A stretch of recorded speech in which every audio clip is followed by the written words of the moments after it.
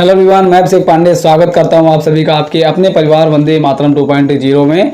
तो आज की इस वीडियो में हम फिर से डिस्कस करेंगे आपके लिए 10 क्वेश्चन लेकर आए हैं, यानी 41 से 51 तक हम फिर क्वेश्चंस को डिस्कस करेंगे जो कि आपके प्रैक्टिस क्वेश्चंस होने वाले हैं। और अभी तक दो वीडियोस पढ़ चुकी हैं चैनल पे, तो अगर आपने उसे नहीं देखा है तो प्लीज़ उसे वॉच कीजिए, क्योंकि उसमें मैंने कॉन्सेप्ट प्लस प्रैक्टिस कराई है। और मैं एक बात बता दूं, आज की क्लास में जो कॉन्सेप्ट हैं और जो प्रैक्टिस है, जो प्रैक्टिस क्वेश्चन यहाँ पे 10 के 10 लिखे हैं, वो आपके लिए मोस्ट इंपॉर्टेंट है, क्योंकि वो एसएससी एमटीएस की इंग्लिश हो, चाहे किसी भी पेपर की, एयरफोर्स, नेवी, कोस्ट गार्ड, इन सब की इंग्लिश यहीं से पूछी जाती है। या आप मुझसे लिख के ले लेना, कॉन्सेप्ट यहीं से उठ के आते हैं वहाँ पे।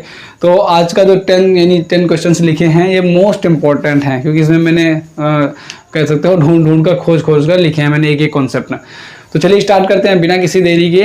और कल की वीडियो अगर आपने नहीं देखी है तो प्लीज़ उसे फुल वॉच कीजिए, दोनों प्रैक्टिस सेट को, क्योंकि आज की वीडियोस को आपने बहुत सारा प्यार दिया। और कल ये भी वीडियोस आप देख सकते हैं, या आपकी जैसी मर्जी होगी, दोनों वीडियोस पहले देख लीजिएगा, तब आपका आगे का भी कॉन्सेप्ट क्लियर होगा। क्योंकि पहले बेस में हमने बताया प्रैक्टिस की, बेस की, उसके बाद अब हम डिटेल में प्रैक्टिस करेंगे। तो चलिए स्टार्ट करते हैं बिना किसी देरी के। तो यहाँ पे पहला क्वेश्चन लिखा हुआ है, या 41 नंबर का क्वेश्चन है कि 10% ऑफ द चॉक, यानी 10% of the chalk dot dot useful. कहने का मतलब है कि 10% चॉक का जो है 10% जो है, चॉक का 10% यूजफुल यानी यूज किया जा चुका है। तो 10% ऑफ द चॉक, तो ऑफ आ गया यहाँ पे प्रीपोजिशन। तो मैंने कहा इसके बाद हमेशा ऑब्जेक्ट आता है, तो उसके हिसाब से हम वर्ब कभी भी लगाते ही नहीं है, इसके पहले हम देखेंगे। तो यहाँ पे बात आएगी 10%, तो 10% आपका लिखा जाएगा ऐसे। अब इसका प्लूरल बन नहीं सकता, 10% को 10% ही बोलेंगे, 10% बोलेंगे, 10% नहीं बोलेंगे हम, तो 10% बोलेंगे। और ये क्या है आपका, एक सिंगुलर सब्जेक्ट में काउंट किया जाता है, तो इसके साथ वर्ब कैसी आएगी, सिंगुलर ही आएगी। तो 10% of the chalk was useful, यानी कोई चौक है उसका 10% भाग ही यूज़फुल किया जा सकता है, बाकी का जो 90% भाग है वो यूज़फुल या नहीं है, यूज़ नहीं किया जा सकता है। उसके बाद सेकंड नंबर का 42 नंबर का क्वेश्चन है कि if I dot dot rich I would buy a car. ये कॉन्सेप्ट मैंने आपको कराया कि अगर आपकी कहीं क्या है, यहाँ पे वो कल्पना कर रहा है, यानी यहाँ पे वो कुछ सोच रहा है कि यदि मैं ये हो जाता, कंडीशनल सेंटेंस है नहीं, ये इमेजिनरी सेंटेंस है, जिसमें कल्पना की जाती है। कल्पना कभी कभी पूरी हो जाती है, कभी कभी नहीं पूरी होती है, तो वो अनिश्चित चीज़ों में रहती है। जबकि जो कंडीशन होती है वो शर्त रखी जाती है, वो पूरी आपको करना पड़ता है। तो ये क्या है, तो ये आपका इमेजिनरी सेंटेंस है।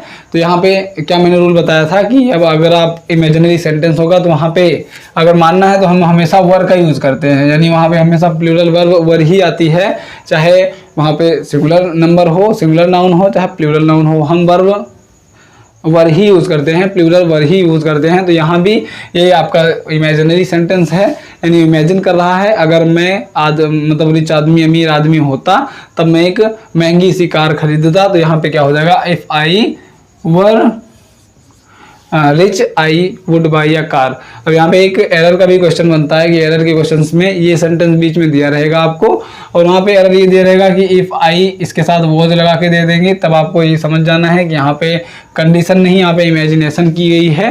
तो यहाँ पे हम वर लगाएंगे पहली बात तो, और अगर वर को सही दिया है उसने, तो यहाँ पे वुड की जगह वो क्या कर देगा, विल कर देगा, या कोई और हेल्पिंग वर्ब यहाँ पे रख देगा। तो हमेशा ये बात ध्यान में रखना आप कि अगर कंडीशन वो आपका जो सेंटेंस है इमेजिनरी वाला, तो इसके साथ हमेशा इस, यानी ये जो फर्स्ट क्लॉज है, कोमा के पहले क्या फर्स्ट क्लॉज लिखी हुई है, उससे कोमा के बाद सेकंड क्लॉज लिखी गई है। तो कोमा के पहले फर्स्ट क्लॉज में कभी भी विल या फ्यूचर का जो हेल्पिंग वर्ब्स होती हैं, विल हो गया, मे हो गया, माइट हो गया, कैन, कुड, शुड, शैल, ये जितनी भी हेल्पिंग वर्ब्स हैं ये कभी भी कोमा से पहले यूज होंगी ही नहीं। एरर इसी में पूछता है कि इसमें विल लगा देगा, शैल लगा देगा। तो अगर इफ लगा दिख गया आपको, इफ सपोज यहाँ पे दिख गया, तो उसके साथ विल कभी भी यूज नहीं होता है, ये आपको ध्यान में रखना है। और हमेशा अगर यहाँ पे वर आया है, पहले क्लोज में वर आया है, तो सेकंड क्लोज में वुड के साथ वर्ब की फर्स्ट फॉर्म होगी ही होगी, ये भी आपको ध्यान में रखना है। तो यहाँ पे हम वर का यूज कर देंगे। तो ये कॉन्सेप्ट आपको क्लियर हुआ होगा। उसके बाद थर्ड नंबर का है कि 2/3 ऑफ द टाउन, यानी 2/3 of the town. Dot dot in, ये लिखा है इन र्यून्स, यानी कह रहा है कि 2/3 यानी 2/3वां हिस्सा। इसका मतलब क्या हो गया, तो 2/3, तो 2/3 ऑफ द टाउन, यानी टाउन किसी कस्बे का जो है 2/3वां हिस्सा वो बर्बाद हो चुका है। र्यून मतलब क्या होता है, तो बर्बाद हो चुका है, बर्बाद होने की कगार पे है। इन र्यून्स है ना यहाँ पे, यानी इन क्या दिखाता है कि वो हो सकता है, मे भी हो सकता है, बर्बाद होने की कगार पे है। तो 2/3 ऑफ द टाउन।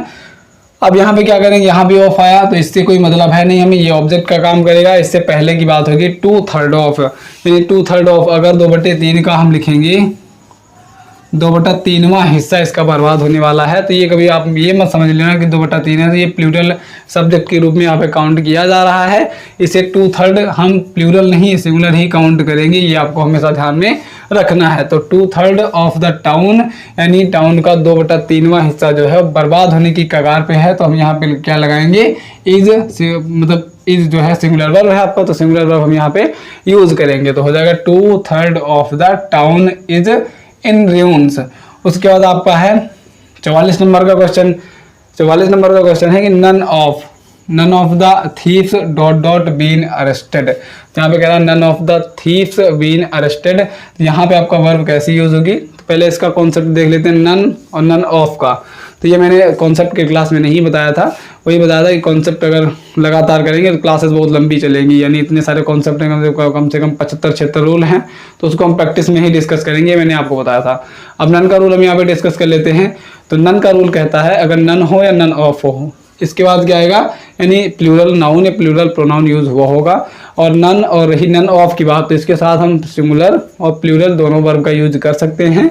तो यहाँ पे आपको ये कन्फ्यूजन होने की जरूरत नहीं है, हम यहाँ पे सिंगुलर और प्लूरल वर्ब को दोनों में से कोई एक लगा सकते हैं। तो नन ऑफ द थीव्स, यहाँ पे वही कॉन्सेप्ट लग रहा है कि ऑफ यहाँ पे है प्रीपोजिशन, इसके बाद ये तो ऑब्जेक्टिव केस है, इससे कोई मतलब है नहीं, हमें मतलब है नन से। तो नन मतलब कुछ नहीं है, नथिंग जो कहते हो, नथिंग। तो नथिंग बीइंग अरेस्टेड, यानी कोई भी इनमें से अरेस्ट नहीं हुआ है। तो बात तो यहाँ पे मैंने कल की क्लासेस में बताई थी कि अगर नन ये कुछ नहीं की बात हो जा रही है तो हम प्रायोरिटी देंगे सिंगुलर वर्ब को। लेकिन नन का एक कॉन्सेप्ट ये कहता है कि एक्सेप्शन इसे ले सकते हो आप। तो नन का कॉन्सेप्ट कहता है कि नन के बाद अगर ऑफ हो या नन सिंपली सिंगल यूज हुआ हो तो उसके साथ हम सिंगुलर और प्लूरल वर्ब दोनों में से कोई एक यूज कर सकते हैं। तो यहाँ पे है none of the thieves, have been लगा सकते हो आप, या यहाँ पे हैज बीन भी कर सकते हो। तो none of the thieves have या हैज बीन अरेस्टेड, यानी चोरों में से कोई भी चोर जो है वो पकड़ा नहीं जा चुका है, गिरफ्तार नहीं हुआ है। उसके बाद आगे ये क्या 43, 44 यहाँ पे मिस्टेक हो रही है, चलो ये आपका 44 था, ये 45 है, आगे बदलते चलना है। यहाँ पे 42, 43, 44, 45 है। अब there dot dot an egg on the plate, यानी there dot dot an egg on the plate, यानी कह रहा अंडा जो है वो प्लेट के ऊपर रखा हुआ है। अब यहाँ पे हम कैसी वर्ब यूज करेंगे, तो पहले देयर का कॉन्सेप्ट समझ लेते हैं। तो देयर क्या है, तो देयर को जाना जाता है इंट्रोडक्टरी सब्जेक्ट के नाम से, यानी इंट्रोडक्टरी सब्जेक्ट। अब इंट्रोडक्टरी से हम वो आपका डक्टरी जो निकालना है, तो इंट्रोडक्ट यानी इंट्रोडक्ट मतलब इंट्रोड्यूस करना, इंट्रोडक्शन देना किसी भी चीज़ का। तो देयर यूज किया जाता है इंट्रोडक्टरी सब्जेक्ट के रूप में, यानी ये किसी आगे वाले के सब्जेक्ट, कोई आगे वाला सब्जेक्ट है उसके बारे में बताता है। तो कोई इसके आगे सब्जेक्ट होगा, ये सब्जेक्ट नहीं है आपका, कोई इसके आगे सब्जेक्ट होगा, ये बताता है। इसको इसीलिए नाम दे दिया गया है इंट्रोडक्टरी सब्जेक्ट, यानी किसी चीज़ का परिचय कराने वाला जो कर्ता होता है उसे हम इंट्रोडक्टरी सब्जेक्ट या देयर कहते हैं। देयर आपका किसी भी कर्ता के बारे में परिचय कराता है कि वह कैसा है, वह क्या है, वह क्या कर रहा है। तो यहाँ पे देयर का यूज हुआ है, देयर एन एग के लिए यूज हुआ है कि देयर जो है उस अंडे के बारे में बता रहा है कि वो कहाँ पर है, तो प्लेट में रखा है। तो वर्ब हम इसके हिसाब से लगाएंगे, ना कि इसके हिसाब से। अब देयर के हिसाब से वर्ब आएगी नहीं। एन एग, तो एन आपका आर्टिकल है, वो भी आर्टिकल है, वो आर्टिकल लगता है सिंगुलर नाउन के पहले लगता है, प्लूरल नाउन के पहले आर्टिकल भी नहीं लगता है। तो आर्टिकल हमेशा सिंगुलर नाउन के पहले लगता है। तो या सिंगुलर नाउन हो या सिंगुलर प्रोनाउन हो तो उसके पहले आपका आर्टिकल लगता है। तो अगर आर्टिकल इसके आगे लगा हुआ है तो ये आपका सिंगुलर वर्ब है। तो सिंगुलर वर्ब के साथ हम वर्ब कैसे यूज करेंगे, वो सिंगुलर नाउन है, सिंगुलर नाउन के साथ वर्ब कैसे यूज करेंगे, सिंगुलर वर्ब यूज करेंगे। तो यहाँ पे आ जाएगा इज। तो there is an egg on the plate. तो देयर का कॉन्सेप्ट आपको समझ में आया होगा। और इस क्लासेस में आपको नए नए रूल्स मिल रहे होंगे। अभी यहाँ पे मैंने नन ऑफ का बता दिया, 2/3 का बता दिया, 10% का बता दिया, अब यहाँ पे देयर का भी हो गया। तो 4 रूल यहाँ पे, 4 कॉन्सेप्ट आपको नए मिले होंगे। ये आपको भी लग रहा होगा क्योंकि कल के क्लासेस, परसों के क्लासेस में जो मैंने कराया था वो लगभग सेम थे कि आसपास थे। लेकिन आज की क्लासेस में मैंने एक एक क्वेश्चन आपके लिए ढूंढ के रखे थे कि ये क्वेश्चन कराना है, ये भी करा दूंगा, इसमें नया कॉन्सेप्ट है, इसमें प्रैक्टिस अच्छी हो जाएगी बच्चों की। और बच्चों की नहीं, मैं भी बच्चा हूँ यूँ भी, अभी वही सर थोड़ी ना हो गया हूँ। तो ये जैसे आप लोगों की है, तो अगर आप लोग तैयारी भी कर रहे हो तो उस हालात से गुजर के आ जाओगे ना। तैयारी करते वक्त बच्चों को ये कन्फ्यूजन रहती है कि इतना सारा पढ़ना पड़ेगा, तो उसमें मेन कौन सा है। तो मेन मैं यहीं पे निकाल कर लेकर आया हूँ, जो यहाँ पर 10 के 10 में रोज़ कराऊंगा। जैसे अब सब्जेक्ट वर्क एग्रीमेंट खत्म होने के बाद दूसरा चैप्टर चालू होगा, तो 10 मैं रोज के रोज कराऊंगा और वो आपको इम्पोर्टेंट ही दूंगा। ऐसा नहीं है कि कुछ भी एक ही प्रैक्टिस, एक क्वेश्चन ले लिया मैंने, उसी का लगभग ये वाला रूल बदल के, वाला बदल के, इसके आगे आर्टिकल आया, इसके आगे नहीं आया। तो हर दिन आपको नए नए कॉन्सेप्ट मिलेंगे, उसकी प्रैक्टिस मिलेगी। तो क्लासेस आपके लगातार देखते रहिएगा। अब उसके बाद आगे बढ़ते हैं। आगे आपका 46 नंबर का क्वेश्चन है कि सिप आफ्टर सिप। अब इसमें भी एक नया रूल है। देखो यहाँ पे 4 रूल हमने अभी सीखा, 5वां रूल फिर सीखने जा रहे हैं। तो सिर्फ आफ्टर सिर्फ डॉट सेलिंग बाई, तो वॉज या वर का यूज होगा, वो बाद में देखेंगे। अभी पहले इसको कॉन्सेप्ट समझ लेते हैं। तो अगर किसी प्रीपोजिशन से, अभी तक हमने क्या देखा कि एंड से अगर 2 नाउन कनेक्ट हो रहे हैं, यानी एक नाउन पहले है, उसका एंड लगा हुआ है, फिर एक नाउन लिखा गया है, सिर्फ नाउन है, उसके पहले कोई आर्टिकल, कोई प्रोनाउन का यूज नहीं हुआ है, तो सिप प्लस प्रीपोजिशन प्लस फिर मतलब सिप आ गया है वहाँ पे आफ्टर एक प्रीपोजिशन, ये ध्यान में रखना है आपको। तो अगर प्रीपोजिशन बीच में हो, उसके पहले एक नाउन हो, सेम नाउन को ही उसके बाद में यूज किया गया हो, तो उसे हम सिंगुलर नाउन में काउंट करते हैं। ये आपको ध्यान में रखना है, अपने जहन में ये बातें उतार लेनी है कि अगर कोई प्रीपोजिशन है, उसके पहले उसके जस्ट बाद अगर सेम नाउन का यूज हुआ हो, तब हम उसको सिंगुलर सब्जेक्ट के रूप में काउंट करते हैं। तो उसके साथ हम सिंगुलर वर्ब का यूज भी करेंगे। तो यहाँ पर sip after sip dot selling by, यानी sip after sip dot selling by. तो यहाँ पे किसका यूज करेंगे हम? वॉज का यूज हम कर देंगे। तो ship after ship was sailing by. उसके बाद आगे ये 47 कर लो, ये 48 कर लो, ये 49 कर लो, ये 50, ये 51, ये 52, ये 53, ये 54, पता नहीं कैसे लिख दिया मैंने, उल्टा सीधा गलत। उसके बाद आगे यहाँ पे चलते हैं, आगे 47।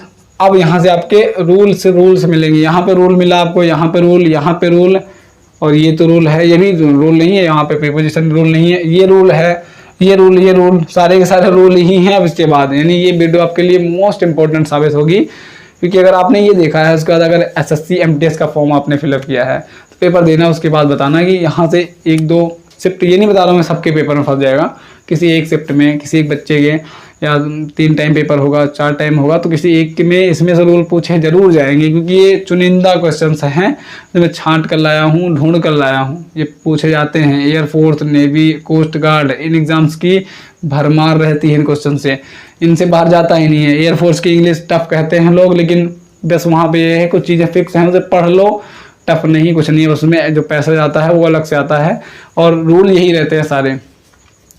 आगे बढ़ते हैं। आगे आपका कहता है कि हाफ ऑफ द मैंगो। अब यहाँ पे 2 सेंटेंसेस मैंने लिखे हैं, एक यहाँ पे सिर्फ मैंगो लिखा है, यहाँ पे मैंगोज कर दिया है, और सारा का सारा वही आपका सेंटेंस उतार दिया है। अब इसमें क्या होती है, इसमें बच्चों को कन्फ्यूजन बहुत होती है कि समझने में यहाँ पे सिंगुलर कैसे यूज़ होगा, प्लूरल कैसे यूज़ होगा। तो मैं आपको समझाऊंगा जितना मेरे पास है, जैसे मैं समझा सकता हूँ, या जैसे मैंने खुद समझा था, मैं उसको डिलीवर करूँगा। अब वो आपके ऊपर डिपेंड करता है कि आपको कैसे समझ में आया है, किस प्रकार से समझ में आया है, तो वो आपके ऊपर डिपेंड करता है। तो जैसे मैंने पढ़ा था, मैं वैसा आपको डिलीवर करूँगा। तो यहाँ पे है हाफ ऑफ द मैंगो, यहाँ पे कहा जा रहा है half of the mango dot rotten. अब यहाँ पे जैसे मैं बता रहा हूँ, तो ये कॉन्सेप्ट, ये रूल जो है किसी और ने भी ना बताया हो, वो क्योंकि मैं जो खुद से समझता हूँ या किसी भी तरीके से समझ में आ जाता है, और वो अगर मतलब कहीं का भी एग्जाम्पल ले लेता हूँ मैं, तो खुद समझने का प्रयास इसलिए करता हूँ कि वो हमेशा के लिए याद हो जाता है। तो यहाँ पे हाफ ऑफ द मैंगो, अब हाफ का मतलब क्या होता है? 1/2। पहली बात तो ये समझ लेना। अभी ऊपर मैंने इसका रूल कराया 2/3, 2/3। तो अगर कोई फ्रैक्शनल वैल्यू आती है, जैसे 10% भी फ्रैक्शनल वैल्यू थी, अगर 10% को रेशियो में चेंज करेंगे तो आ जाएगा 1/10। तो वो भी एक फ्रैक्शनल पार्ट था। तो अभी तक हमने यहाँ पे सिंगुलर वर्ब का यूज किया, यहाँ पे क्या कर दिया, सिंगुलर वर्ब का यूज कर दिया। तो ये कहने का मतलब है कि अगर आपको फ्रैक्शन कहीं पे मिल रहा है, उसके बाद अगर आपको सब्जेक्ट वो वर्ब पूछा जा रहा है, तो हम यूज करेंगे किस वर्ब का, हमेशा सिंगुलर वर्ब का यूज करेंगे। उसके बाद एक दूसरे कॉन्सेप्ट से समझते हैं। यही पे फ्रैक्शन आ गया यहाँ पे, तो ये नहीं कि बस यहाँ पे देख लिया फ्रैक्शन आ गया 1/2, सिंगुलर यूज कर देंगे दोनों में। तो सेंटेंस मैंने दोनों भी लिखे हैं फिलहाल अलग अलग से। तो यहाँ पे हाफ लिखा है, यहाँ भी हाफ लिखा है। अब इसके बाद यहाँ पे देखेंगे हम, ये क्या लिखा है, मैंगो, ये लिखा है मैंगोज। तो यहाँ पे कह रहा है एक आम ले लो आप, आपके पास एक आम है, हाफ ऑफ द मैंगो, उस मैंगो का हाफ कर दिया आपने। एक आम था उसका हाफ कर दिया, वो कह रहा है कि रोटेन। तो हाफ एक आम का जो है वो रोटेन है, यानी एक आम जो है आधा सही है आधा खराब है। तो आधा जो है वो सिंगुलर में आ गया, आधा ही खराब है, एक ही तो खराब है, एक पार्ट ही तो निकलेगा उसका, आधा खराब है। तो यानी एक ही खराब है, एक पार्ट उसका खराब है, तो एक को हमने फेंक दिया या रोटेन खराब निकला। तो यहाँ पे मैंगो, एक मैंगो था उसका हाफ पार्ट खराब है, तो हाफ निकला जब तो वो एक हुआ, सिंगुलर हुआ। तो सिंगुलर हुआ तो सिंगुलर वर्ब ही यूज करेंगे हम यहाँ पे क्या आ जाएगा, वो आ जाएगा। अब ऐसे ही यहाँ पे क्या है, यहाँ पे मैंगोज लिखा है, यहाँ पे एक मैंगो की बात हो रही थी, यहाँ पे मैंगोज है, तो यहाँ पे बहुत सारे मैंगो हैं। जैसे मैंने कहा 5 आम ले लिया आपने, 5 आम को आधा आधा कर दोगे, तो कह रहा है 5 आम में से आधे आधे खराब हैं। तो 5 आम को अगर आप मतलब आपने हाफ कर दिया, आधा कर दिया, तो 5 आम तो प्लूरल पहले से ही हैं, और 5 का जब आधा आधा करेंगे तो half 1, half 2, half 3, half 4, half 5, यानी हाफ का जो आपका सीक्वेंस निकल के आ रहा है वो 5 टाइम्स निकल के आ रहा है। कितने टाइम्स, तो अगर कोई वैल्यू, कोई वस्तु एक है, उसका 5 गुना कर देते हैं तो प्लूरल ऑटोमेटिक हो गई वो। कोई वैल्यू जो एक है, जैसे मेरे पास एक टॉफ़ी है तो मैं उसके साथ सिंगुलर वर्ब लगाऊंगा, लेकिन मेरे पास 5 टॉफ़ियाँ हो गई तो मैं एक को तो टॉफ़ी बोल रहा हूँ, 5 टॉफ़ी है तो 5 टॉफ़ियाँ बोलूँगा मैं। तो वैसे ही वहाँ पे भी ऑटोमेटिकली प्लूरल बन गया।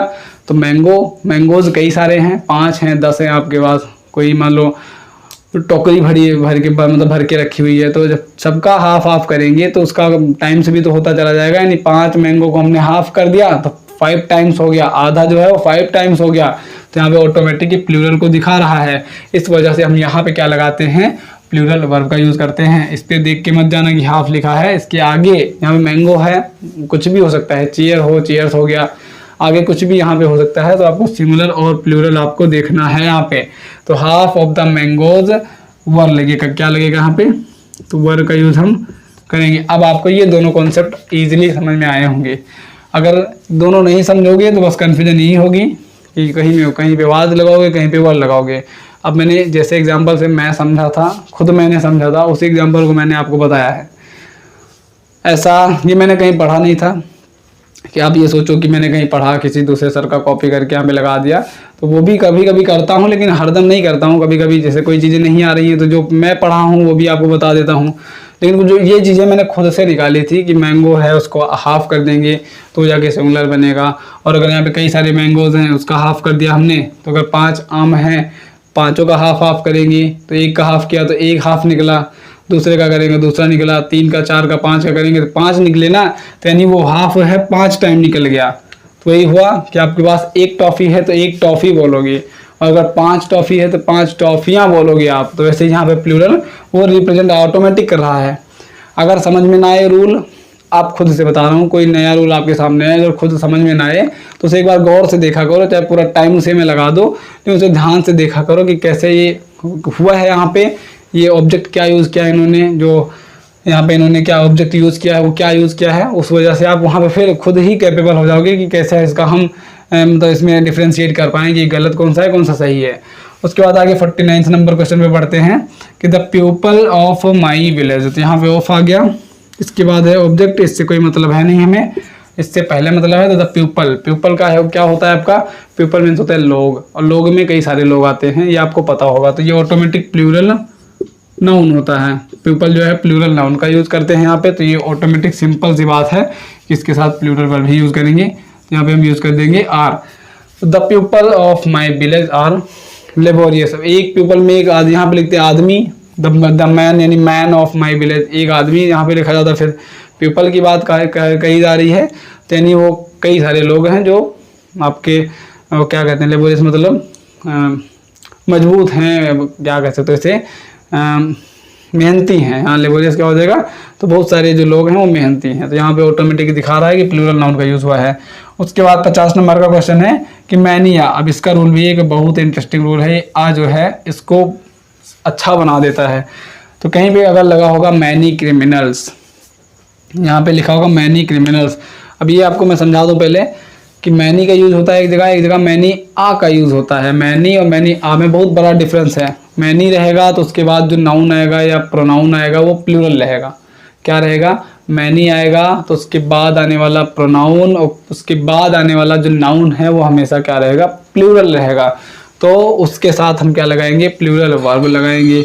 और अगर मैनी के बाद आ गया, क्या आ गया, मैनी के बाद आ गया, जस्ट मैनी लिखा है उसके बाद आ लिख दिया गया, तो मैनी के बाद अगर आ आएगा तो उसके साथ सिंगुलर नाउन रहेगा, सिंगुलर प्रोनाउन का यूज़ हुआ होगा। जैसे कि यहाँ पे आप देख रहे होंगे, यहाँ पे मैनी आ लिखा है तो यहाँ पे क्रिमिनल लिखा है। अगर यहीं पे आ ना होता तो मैनी क्रिमिनल्स लिखता मैं। तो यहाँ पे आ लगा हुआ है तो मैनी आ के बाद हमेशा आपका सिंगुलर नाउन मिलेगा, सिंगुलर प्रोनाउन मिलेगा। और फिर यहाँ पे रही वर्ब की बात, तो जब सिंगुलर बात हो रही है तो सिंगुलर वर्ब लगाएंगे।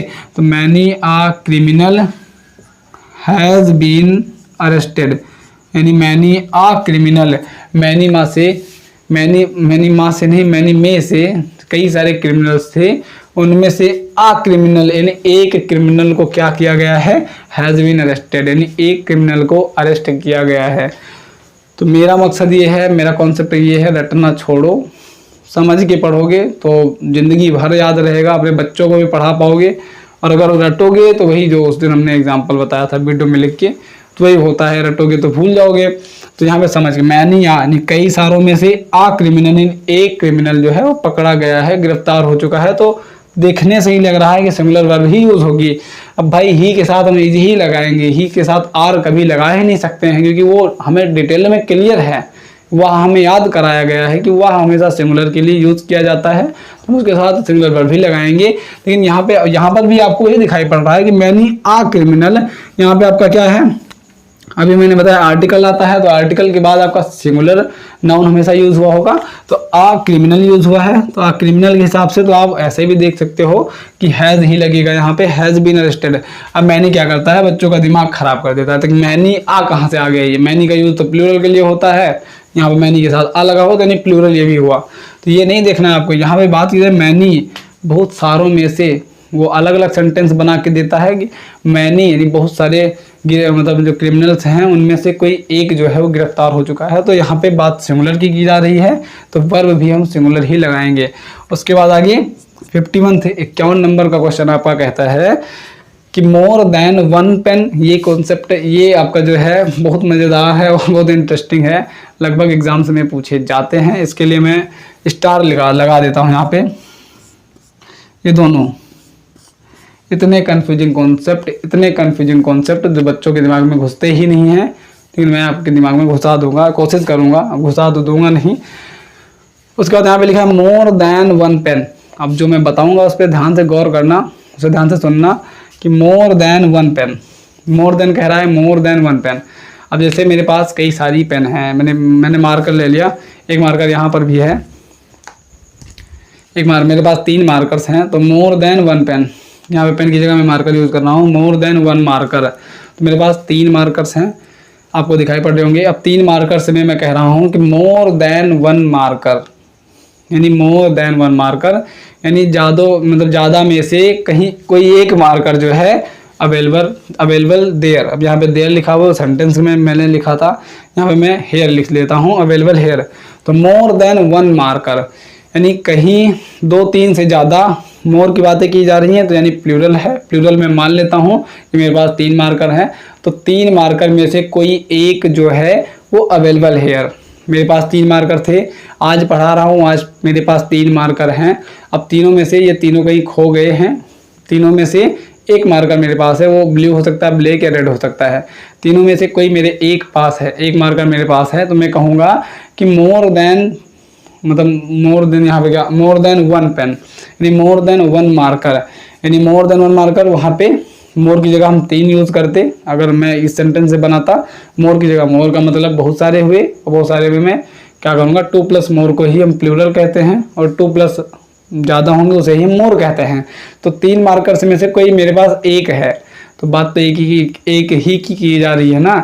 यहाँ पे 3 मार्कर्स की बात तो की नहीं जा रही है कि मोर देन वन, तो यहाँ पे मोर देन वन मार्कर, यानी आपके पास कितने मार्कर हों, कहीं पे भी हों, लेकिन इस टाइम पे, इस वक्त पे मेरे पास क्या है, एक ही मार्कर है। उससे मुझे मतलब नहीं है कि मेरे पास कितने मार्कर हैं, तो बात प्रेजेंट की जा रही है कि आपके पास प्रेजेंट में कितने हैं, तो प्रेजेंट में तो एक ही है, तो हम किसका यूज़ करेंगे, यहाँ पे मान के सिंगुलर ही तो मानेंगे।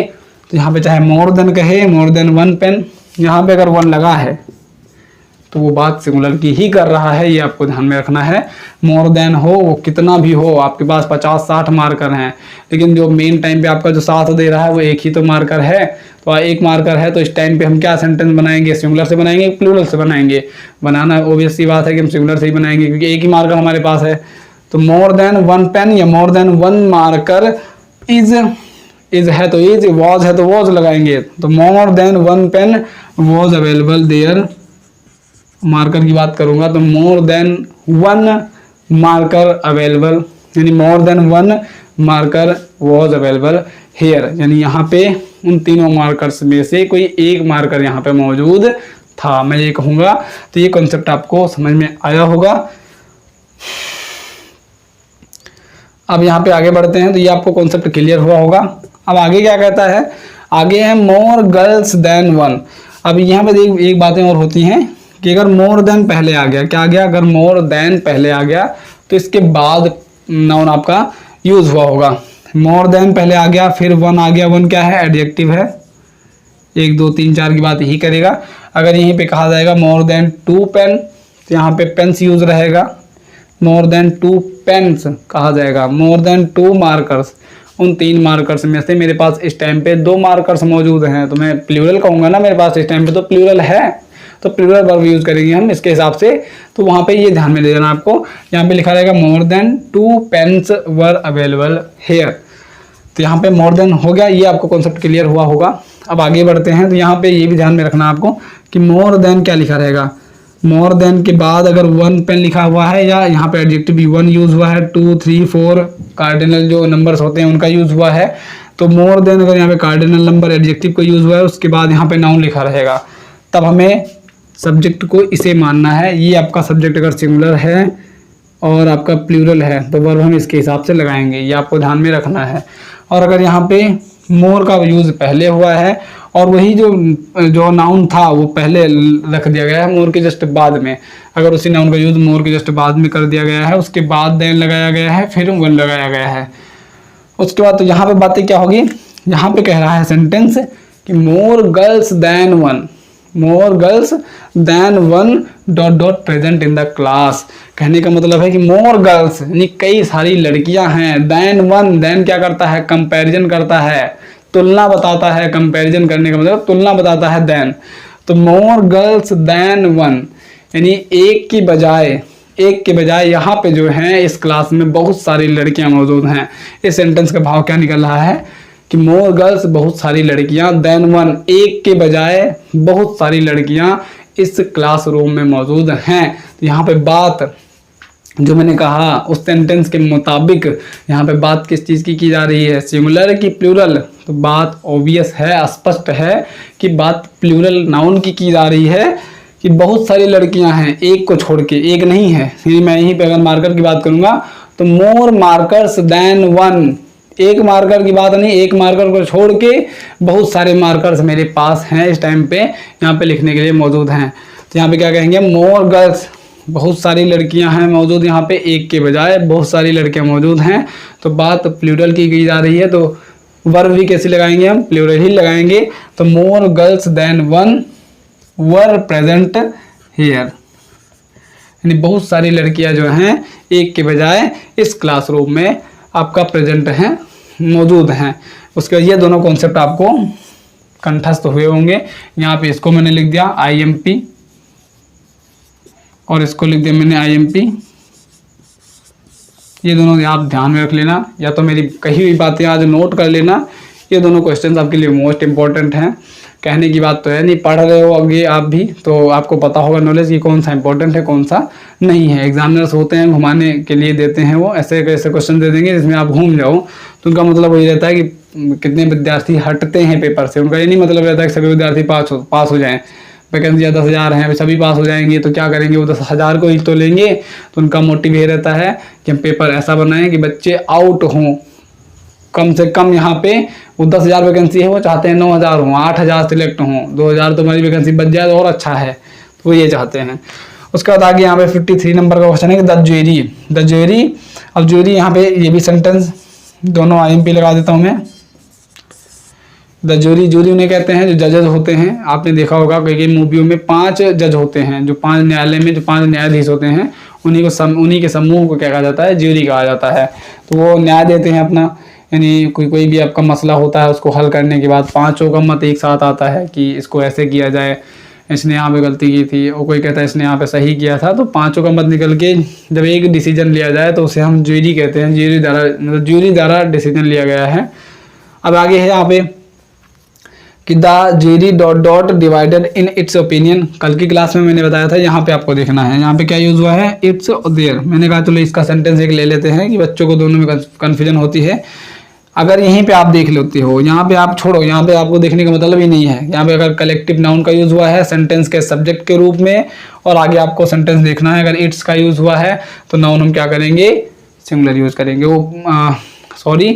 अगर कलेक्टिव नाउन के रूप में अगर सब्जेक्ट यूज़ हुआ हो तो हम क्या करेंगे, आगे सेंटेंस को देखेंगे, यहाँ पे सिंगुलर प्रोनाउन का यूज़ किया गया है, और यहाँ पे आपका प्लूरल प्रोनाउन का यूज़ किया गया है।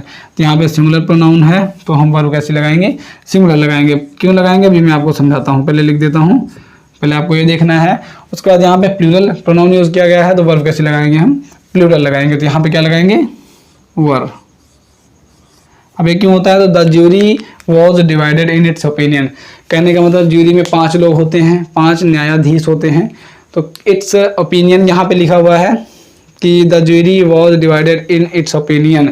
अब यहाँ पे बात की जा रही है कि पूरा 5, जैसे 5 लोगों का समूह था, आप 5 दोस्त हो किसी एक काम पे, जैसे कहीं पे मंदिर जाना, आपको वैष्णो देवी घूमने जाना है, 5 मित्र हो, 5 फ्रेंड्स हो, तो आपको वैष्णो देवी जाना है। अब अगर 5 का मत उसमें है तो हम क्या कहेंगे कि इट्स ओपिनियन इज राइट। यानी यहाँ पे जो the group of 5 friends opinion is right है, वहाँ पे क्या कहेंगे, 5 का मत एक ही है तो उसे सिंगुलर इसीलिए काउंट किया जाता है। तो सबका मत एक ही है तो इट से लगाया जाएगा वहाँ पे। तो यहीं पे है ज्यूरी है, न्यायाधीश हैं, तो उनका सभी का मत एक ही है, यानी जो वो डिसीजन चाहते हैं वही सब चारों का डिसीजन है। तो इसीलिए यहाँ पे इट से यूज़ हुआ किया गया है।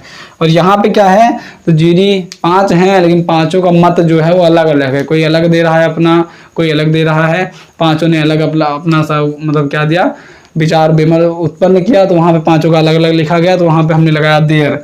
यानी the jury were divided in their opinions, यानी अपने अपने मतों को उन्होंने बांट दिया है कि मेरा मत ये है, मेरा मत ये है। 5 ने अलग अलग दिया तो 5 अलग अलग, तो प्लूरल काउंट किया जाएगा। तो the jury were divided in their opinions. तो आज की क्लास में 1 2 3 4 5 6 7 8 9 10 11 12 13 14, कहने का तो मिलाया था 10 क्वेश्चन, लेकिन यहाँ पे गलती से लिख दिया था, तो ज़्यादा ही हो गए, कम नहीं हुए। 3 क्लासेस हो चुकी हैं, प्रैक्टिस सेट्स की आपकी सब्जेक्ट वर्ब एग्रीमेंट। आज की क्लासेस में लगभग रूल्स आपके ख़त्म हो गए। ये जो मैंने लिखवा दिया IMP इंपॉर्टेंट तो सारे के सारे क्या हैं, इंपॉर्टेंट हैं। तो ये आपको देखना है, ध्यान से देखना है। अगर इसमें से छूटता है तो ऐसा मैंने अपना जो मेहनत की है भाई आपके लिए समझाया है मैंने, जैसे मैंने पढ़ा था वैसा ही आपको समझाया है। तो अगर वीडियो अच्छी लगे तो उसको लाइक कीजिए, शेयर कीजिए एंड सब्सक्राइब कीजिए चैनल को हमारे। और तो मिलेंगे कल की नेक्स्ट वीडियो में। तो आज के लिए बस इतना ही। सो जय हिंद एंड जय भारत।